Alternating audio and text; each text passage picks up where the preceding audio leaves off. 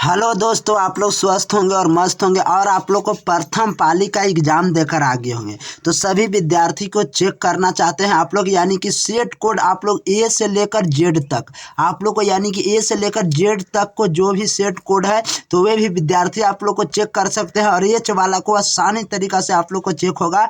और आप लोग को यहाँ पर राइट यानी कि राइट ऑब्जेक्टिव दिया जाता है। ढेर ठाम आप लोग को यूट्यूबर पर है कि आपने की फॉल्स दिया जाता है और ऑब्जेक्टिव यहाँ पर प्रश्न हुआ एकदम सही दिया जाता है। तो इस पर भी आप लोग विशेष ध्यान दीजिएगा। और अगर आप लोग को वीडियो पसंद आया होगा तो आप लोग चैनल को सब्सक्राइब कर दीजिएगा और क्लास को लाइक कर दीजिएगा। तो चलिए यानी कि चलते हैं फर्स्ट नंबर क्वेश्चन पर। आप लोग को 50 ऑब्जेक्टिव बनाना था, 100 ऑब्जेक्टिव था और 50 ऑब्जेक्टिव बनाना था। तो देखते हैं कि कितना आप लोग को सही हुआ था, उसको आप लोग भी बताइएगा और कॉमेंट करिएगा। तो यानी कि फर्स्ट नंबर क्वेश्चन क्या कर रहा है, फर्स्ट नंबर कि बिंदु 9 तथा 5,11 के बीच कितनी दूरी होते थे, कितने दूरी होते थे, 10 इकाई होता है। तो बी बिल्कुल राइट आंसर। सभी विद्यार्थी जी मारे होंगे, यानी कि बी बिल्कुल राइट आंसर। चलिए दूसरे नंबर कि शीर्ष इतना के त्रिभुज की परिमिति क्या होता है, तो यानी कि डी होता है। देखिए टाइम आप लोग को बड़ी कम समय में चेक कर देंगे, तो दूसरा का बिल्कुल राइट आंसर डी होगा। चलिए चलते हैं तीसरे नंबर प्रश्न क्या कर रहा है। तीसरा नंबर प्रश्न कि यानी कि तीसरा नंबर प्रश्न एक बार देखिएगा कि मूल बिंदु यानी कि मूल बिंदु से बिंदु की दूरी इतना है। तो जल्दी से आप लोग बताइएगा कि तीसरा का बिल्कुल राइट आंसर क्या होगा। तो डी होगा, यानी कि 61 इकाई होगा।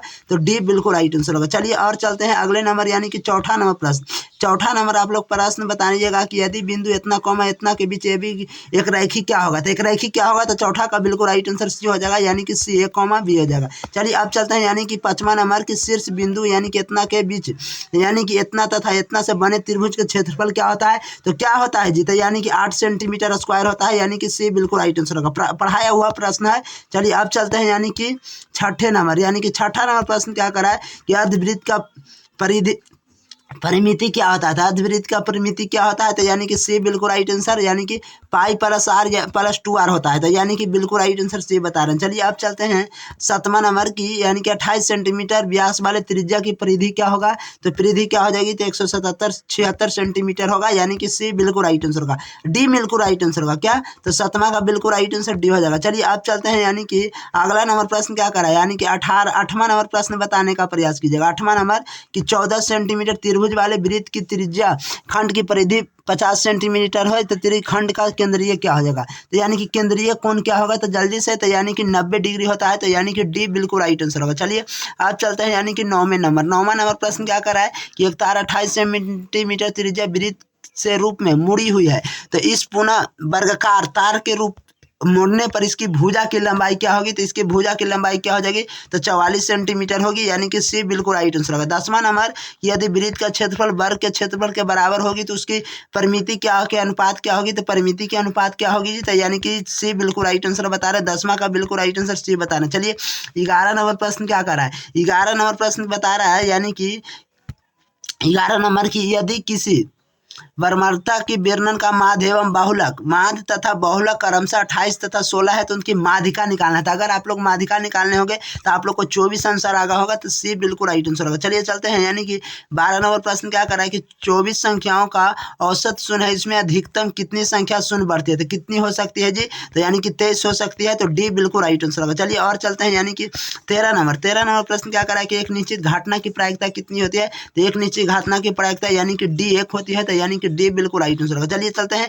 ये भी प्रश्न बढ़ाया हुआ है कि एक पासे से एक बार उछाला जाता है तो एक अभाज्य संख्या आने की प्रायिकता क्या होगी, तो अभाज्य संख्या आने की प्रायिकता क्या होगी, तो 1/2 हो जाएगा, यानी कि ए बिल्कुल राइट आंसर होगा। चलिए और चलते हैं यानी कि 15 नंबर के निम्नलिखित में से कौन विकल्पीय किसी घटना की प्रायिकता नहीं हो सकती है, कौन नहीं हो सकती है, तो यानी कि 1.1 हो सकते हैं, ए बिल्कुल राइट आंसर होगा। चलिए आप चलते हैं 16 नंबर प्रश्न क्या करा है, यदि पी किसी घटना ई की प्रायिकता दर्शाने तो क्या होगा, तो 16 का बिल्कुल राइट आंसर, यानी कि सी बता रहे हैं। चलिए सी बिल्कुल राइट आंसर होगा। चलिए और चलते हैं 17 नंबर कि एक असंभव घटना की प्रायिकता क्या होगी, तो एक असंभव घटना की प्रायिकता क्या होगी जी, तो 17 का बिल्कुल राइट आंसर डी बता रहे हैं, यानी कि 0 होती है। चलिए आप चलते हैं यानी कि 18 नंबर की एक पासे को एक बार उछाला जाता है तो एक विषम आने की प्रायिकता क्या होगी, तो विषम आने की प्रायिकता 1/2 हो जाएगा, यानी कि सी बिल्कुल राइट आंसर होगा। चलिए और चलते हैं यानी कि 19 नंबर प्रश्न क्या कर रहा है, 19 नंबर के 1 से 30 तक की संख्या में या जो छुआए एक संख्या को चुना लिखा है तो उन्हीं चुनी संख्या को अभाज्य होने की प्रायिकता क्या होगी, तो क्या होगी, तो 1 यानी कि 3 हो जाएगा, यानी कि बी बिल्कुल राइट आंसर होगा। चलिए अब चलते हैं 20 नंबर।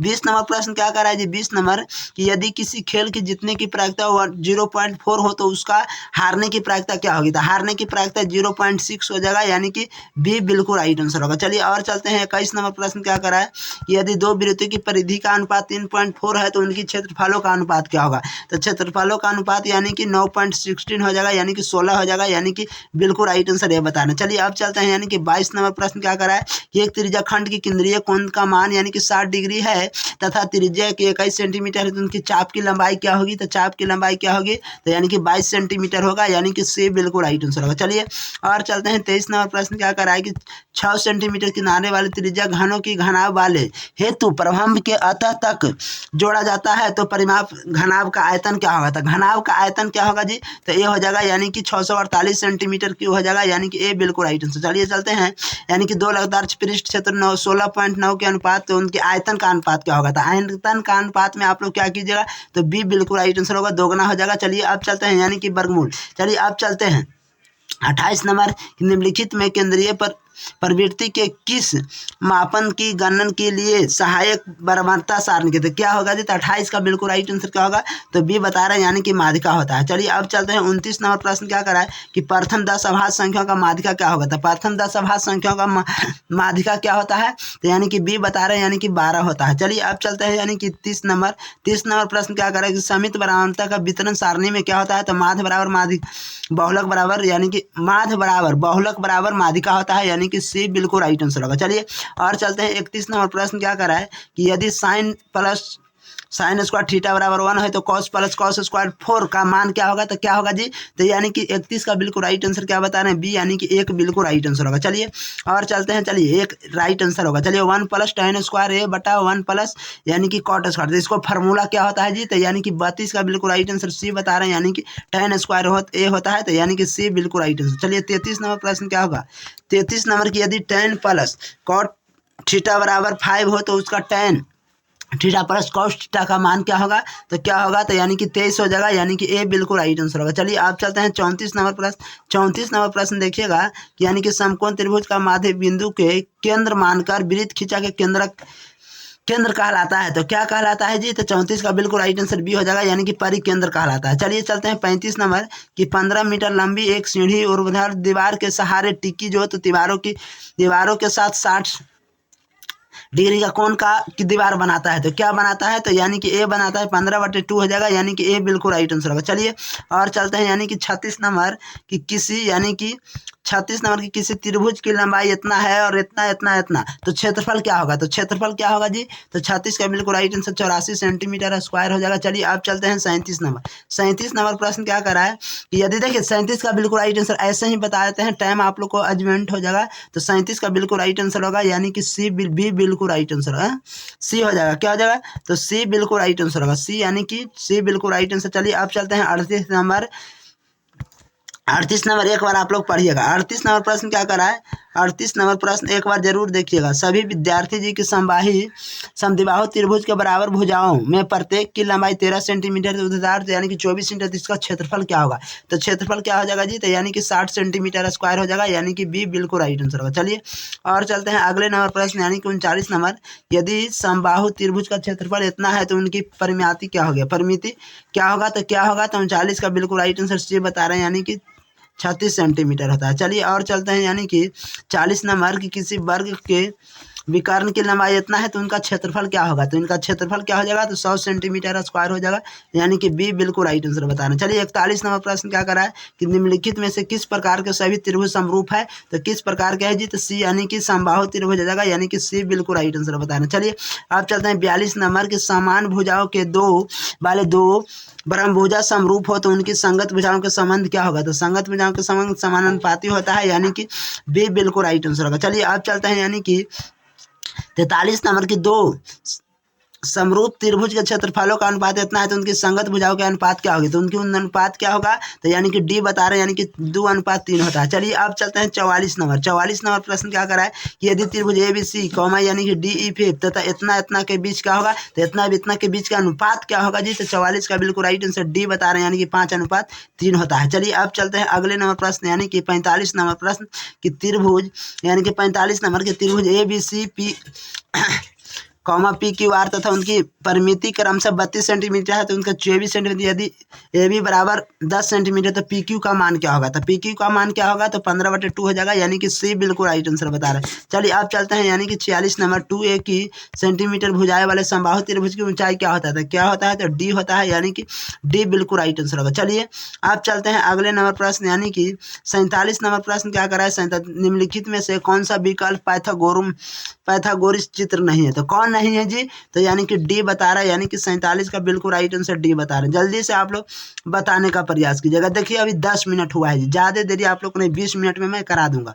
चलिए 6√3 सेंटीमीटर ऊंचाई वाले समबाहु त्रिभुज का क्षेत्रफल क्या होता है, तो क्या होता है, तो यानी कि 36√3 सेंटीमीटर स्क्वायर होता है, बी बिल्कुल राइट आंसर होगा। चलिए 49 नंबर की यदि देखिए 49 नंबर की यदि त्रिभुज को किसी कोण का समद्विबाहु अपने सामने की आमने सामने की भुजाओं का समद्विबाहु करते हैं तो त्रिभुज क्या होगा, तो त्रिभुज क्या होगा जी, तो 49 का बिल्कुल राइट आंसर सी बता रहे हैं, यानी कि समद्विबाहु त्रिभुज होगा। चलिए अब चलते हैं 50 नंबर प्रश्न क्या कर रहा है। देखिए 50 नंबर आप लोग को टाइपिंग नहीं किया गया है तो 50 नंबर का आप लोग को ऑप्शन मारे होंगे तो 50 नंबर का डी होगा। चलिए चलते हैं 50 से कॉमन सी होगा और 52 डी होगा। चलिए यानी कि तीनों डी होगा। चलिए अब चलते हैं सी होगा डी होगा। चलिए 53 नंबर प्रश्न क्या कर रहा है, 53 नंबर के निम्नलिखित विकल्पों में से कौन सा इकाई के बराबर नहीं है, तो कौन सा इकाई के बराबर नहीं है जी, तो 53 का बिल्कुल राइट आंसर क्या होगा, तो मैं देखना चाहता हूँ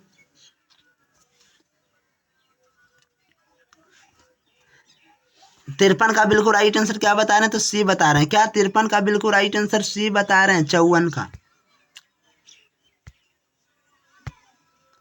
53 का बिल्कुल राइट आंसर क्या बता रहे हैं, सी बता रहे हैं। चलिए आप चलते हैं 54 नंबर प्रश्न देखिएगा, यानी कि 54 नंबर की यदि किसी वृत्त की छाई की लंबाई उसकी यानी कि उसकी ऊंचाई के बराबर हो तो सूर्य का उन्नयन कोण क्या होगा, तो उन्नयन कोण क्या होता है जी, तो 45 डिग्री होता है, यानी कि बी बिल्कुल राइट आंसर होगा। चलिए और चलते हैं 55 नंबर, यानी कि कॉस थीटा का मान साइन थीटा के रूप में क्या होता है, तो क्या होता है, तो यानी कि √1 साइन स्क्वायर थीटा होता है, यानी कि ए बिल्कुल राइट आंसर होगा। चलिए आप चलते हैं 56 नंबर प्रश्न। 56 नंबर की यदि सेक देखिए 56 नंबर प्रश्न पढ़ाने का कि यदि सेक थीटा बराबर कॉस थीटा हो तो मान क्या होगा, तो 56 का बिल्कुल राइट आंसर क्या बता रहे हैं, तो 56 का बिल्कुल राइट आंसर यानी कि 45 डिग्री होता है, यानी कि बी बिल्कुल राइट आंसर होगा। चलिए आप चलते हैं 57 नंबर की यदि साइन थीटा 30 है, sine square 30 degree plus cos square 60 degree तो माइनस कॉस स्क्वायर 45 डिग्री का मान क्या होगा, तो यानी कि बी बता रहे हैं, यानी कि -1/2 हो जाएगा, यानी कि बी बिल्कुल राइट आंसर होगा। चलिए और चलते हैं 58 नंबर प्रश्न क्या कर रहा है कि यदि √3 tan थीटा बराबर 1 है तो थीटा का मान क्या होगा, तो थीटा का मान 30 डिग्री होगा, यानी कि ए बिल्कुल राइट आंसर होगा। चलिए 59 नंबर प्रश्न क्या कर रहा है कि यदि cot A plus 1/cot A बराबर 2 तो tan स्क्वायर ए प्लस 1/tan स्क्वायर ए का मान क्या होगा, तो 59 का बिल्कुल राइट आंसर क्या बता रहे हैं, सी बता रहे हैं, यानी कि 2 बता रहे हैं। चलिए सी बिल्कुल राइट आंसर होगा। चलिए और चलते हैं यानी कि 60 नंबर प्रश्न क्या कर रहा है, 60 नंबर प्रश्न आप लोग बताने का प्रयास कीजिएगा। Sine square 4 theta minus cos square 4 तो यानी कि कॉस 4 थीटा तो बताने का प्रयास कीजिएगा, इसका मान क्या होगा, तो यानी कि डी बता रहे हैं, यानी कि 2 साइन स्क्वायर थीटा -1 होगा।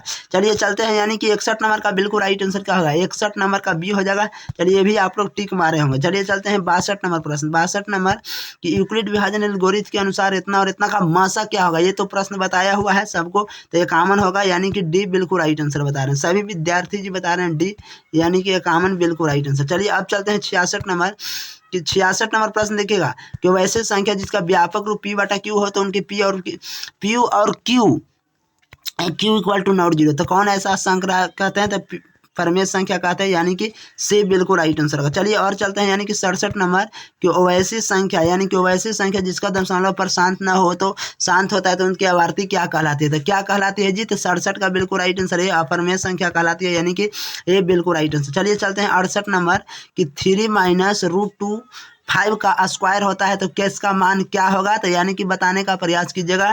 तो ये बता रहे हैं सभी विद्यार्थी ये बता रहे हैं। चलिए अब चलते हैं बहुपद x square minus 4x plus 3 का गुणनखंड क्या होता है जी, तो क्या होता है, तो यानी कि सी बिल्कुल राइट आंसर होगा। चलिए आप लोग गुणनखंड निकाले होंगे। चलिए चलते हैं यानी कि 70 नंबर की बहुपद x square plus 7x plus 10 का शून्य क्या होगा, तो 10 का शून्य क्या होगा, तो ये हो जाएगा यानी कि -2x माइनस 5 होता है, यानी कि ये बिल्कुल राइट आंसर होगा। चलिए 71 नंबर की द्विघात समीकरण x square minus 3x minus 10 बराबर 0 के मूल्य की प्रकृति क्या होगा, तो ये हो जाएगा यानी कि वास्तविक और आसान होता है। चलिए अब चलते हैं यानी कि 72 नंबर की द्विघात समीकरण b x square plus x plus c बराबर 0 हो तो बी इक्वल टू नॉट विवेचक क्या होता है, तो यानी कि बी होता है बी स्क्वायर माइनस 4ac होता है, यानी कि बी बिल्कुल राइट आंसर होगा। चलिए ए होगा जी, ए होगा यानी कि a square minus a b c हो जाएगा। चलिए अब चलते हैं यानी कि 73 नंबर प्रश्न क्या करा है कि यदि 3x तथा 15 समानांतर श्रेणी में हो तो x और y का मान क्या होगा, तो क्या होगा, तो b बिल्कुल राइट आंसर बता रहे हैं। चलिए और चलते हैं अगला नंबर प्रश्न क्या करा है 74 नंबर